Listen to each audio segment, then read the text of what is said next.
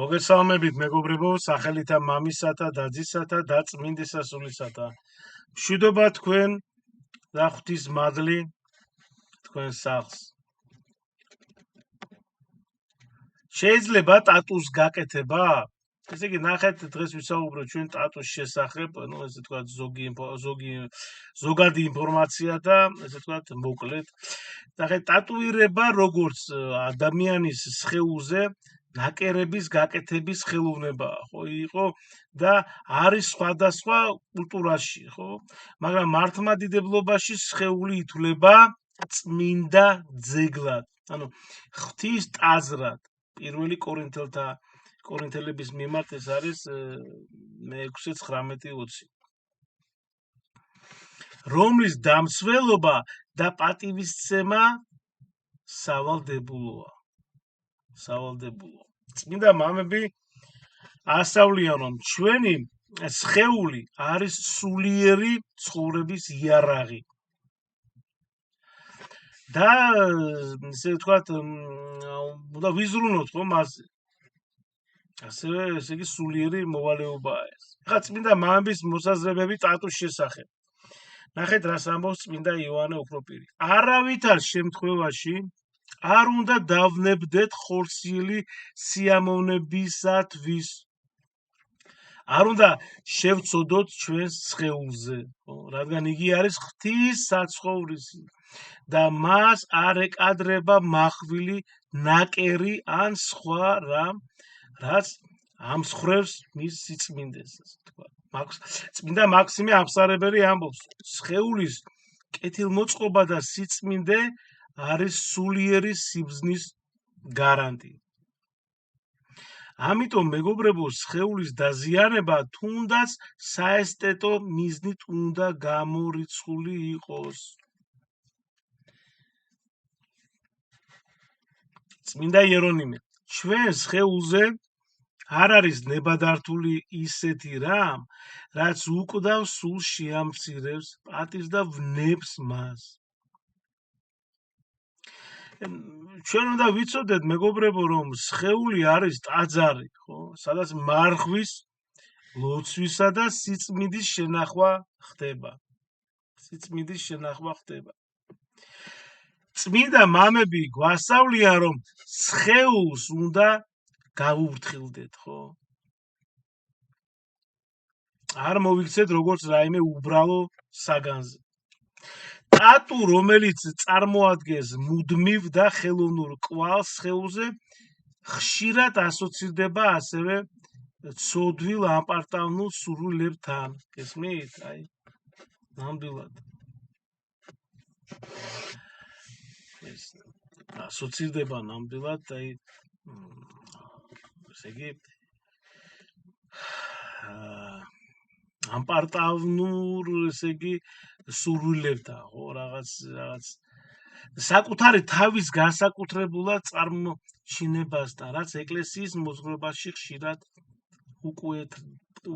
ანუ ნახეთ, სხვადასხვა მეგობრებო, ძველ აღთმაში, ეხლა ვერ მოვიყვანთ ციტირებას ზუსტად, მაგრამ ძველ აღთმაში პირდაპირ წერია და ესე იგი უფალი ღმერთი აძლევს, ესე ვთქვათ, კანონს მოსეს, ხო, მოსეს რჯულის თანახმად, ხო, ეს ღმერთმა მიცა. ტატუ, რომელიც წარმოადგენს მუდმივ და ხელოვნურ კვალს სხეულზე. თანამედროვე მართლმადიდებლური მოსაზრებები, ხო, საინტერესოა, ნახეთ, ბევრი ეპისკოპოსი და მამა არ უჭერს მხარს ტატუს გაკეთებას, ხო, რადგან ეს არის სხეულის დაზიანება, გესმით? სხეულის დაზიანება და არა ღვთის მიცემული სხეულის პატივისცემა. ზოგიერთ შემთხვევაში კი თუ ტატუ შესრულებულია ჯვრის ან წმინდა სიმბოლიკის სახით, სულიერი მიზნით, ხო, შეიძლება კონდეს სხვა განზომილება, მაგრამ ეს არ არის სრულად მიღებული და ესე იგი სიფრთხილეა საჭირო.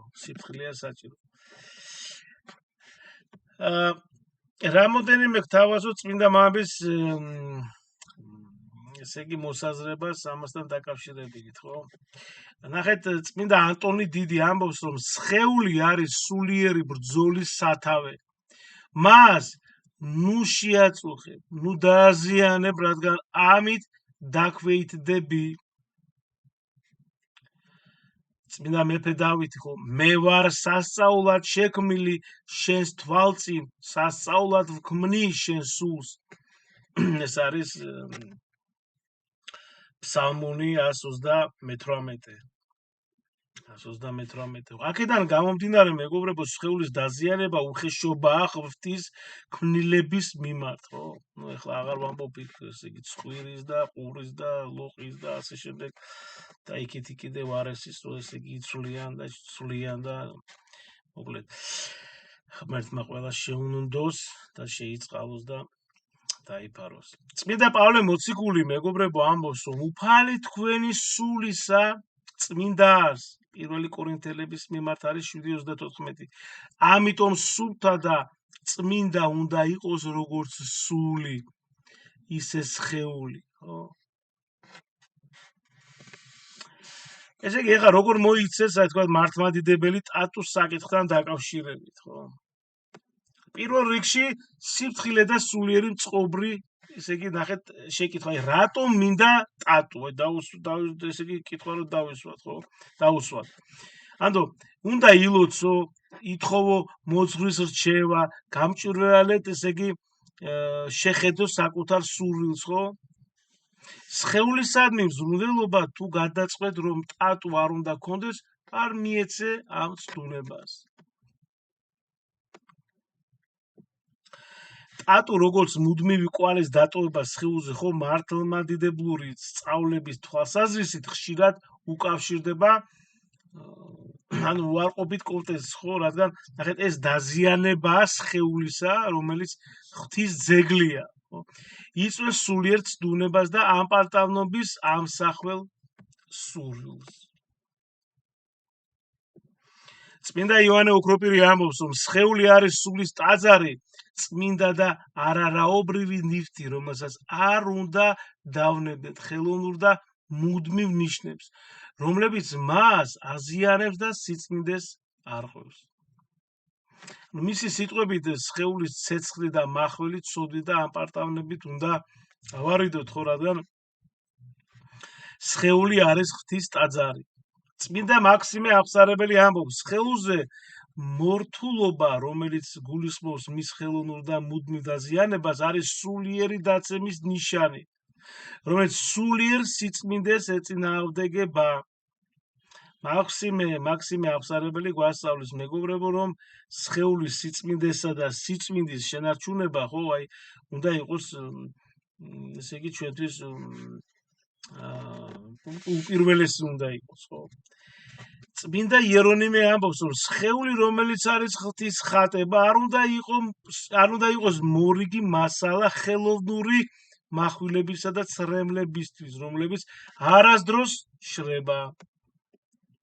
ესე იგი, ეს ნიშნავს, რომ სხეულზე დამახინჯება ან ნიშნის დატოვება არ არის ნამდვილად ქრისტიანული. წმინდა ფილიპე მახარებელი, ჩვენმა სხეულმა, რომლითაც ვმუშაობთ სულიერ საქმეს, არ უნდა გქონდეს რომელიმე ხელოვნური და მუდმივი ნაკლოვანება. სხეული უნდა იყოს სიწმინდის და სიწმინდის ხელწერა. ანუ სხეული სულიერი ბრძოლისა და ღვთის მოყვასისთვის დანიშნული ტაძარია. ხო, ტაძარი არ შეიძლება იყოს ხელოვნური მორთულობებით დამახინჯებული. ტატუირება, როგორც სხეულის დაზიანება, ეწინააღმდეგება მორჩილების სულს და ღვაწლს.